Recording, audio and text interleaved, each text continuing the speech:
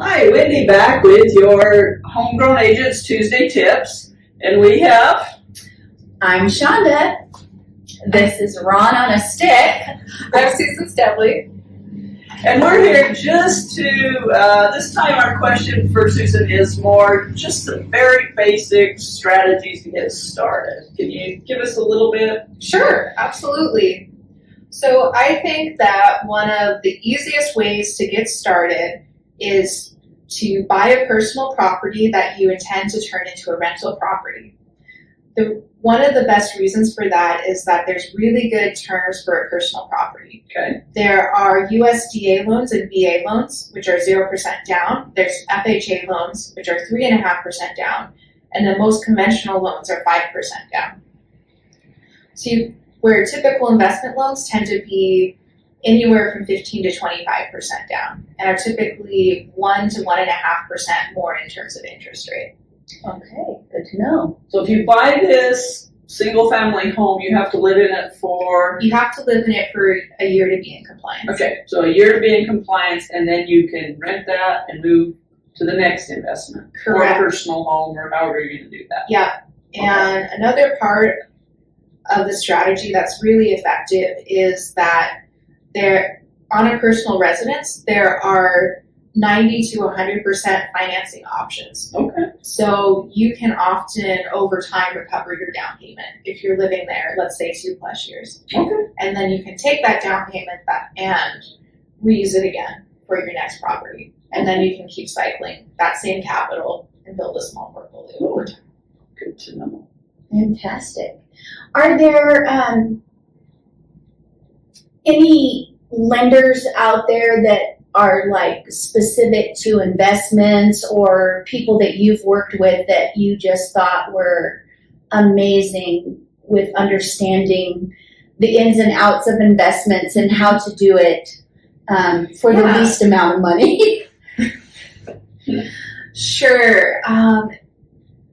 So I would say in terms of finding a good lender, it's great to work with an investment-friendly broker. I can provide a good recommendation. We'll put a couple links down below when we do this. Sure, absolutely. So that's a great option for evaluating different products.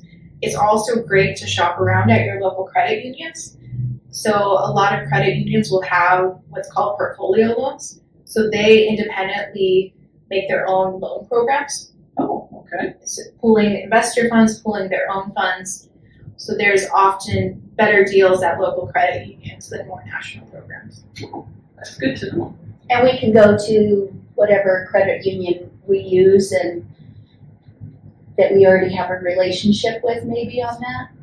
Sure. I think that's a great place to start. I would recommend shopping around at 4 or 5 credit unions before making a mortgage decision. But it would be a portfolio loan, is that what you're looking for? Or a credit union that does portfolios? Portfolio loans. Yeah, so I would say if you're looking to make an investment loan, then you are probably looking more for a portfolio loan. Okay. If you're looking for a personal loan, there's a lot more. Or a loan for a personal residence, there's a lot more options. It's much more common. Okay, so you're really not looking at a portfolio loan until maybe your second, third? Is that kind of... If you're going to start with a personal... Yeah, so if you're starting out with a personal residence, then you don't need to worry about a portfolio loan. Okay.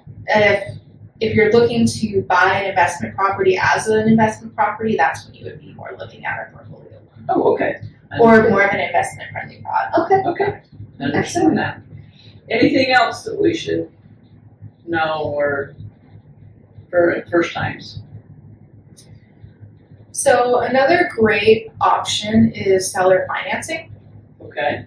So that's typically a little bit more of a down payment, but it's negotiable, and that's where you make a deal with the seller where they act as the bank, and you essentially structure an interest rate, a term length, an amortization schedule, a down payment. You negotiate that until you find an agreeable term, and then you work with the title company, which helps make the legal arrangements. Okay. Great. There are different types of seller financing too. What is, like, if you really wanted to protect yourself as an investor and a buyer, is there a particular one that's safer for you? Yes.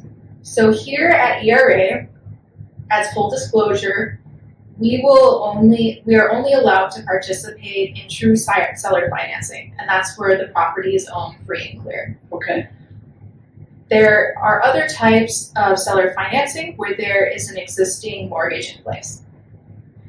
So in that case, it's a little bit more challenging because most loans are typically not assumable, which means that there's the risk that the lender will call the note due. Which means you got to come up with all the money on the Correct. loan. Or you have to get a brand new loan on the Okay, premises. so you need to be able, even if you have seller financing, you have to be able to qualify for a loan outside For of that. Yeah. Yes, Okay.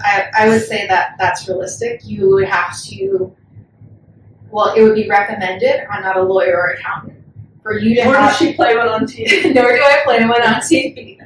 It would be recommended that if you choose to go that route, that you have the ability to qualify for a loan, or you have a private lender, etc., that could help you, or a partner that could help you if the note were to be called to. Wonderful. Susan, thank you so much for your time. We appreciate the time and your knowledge. I'm a beginning with you myself. So, everybody, we'll see you again next Tuesday on HGA's Tuesday Tips. Have a great day. Bye. Bye.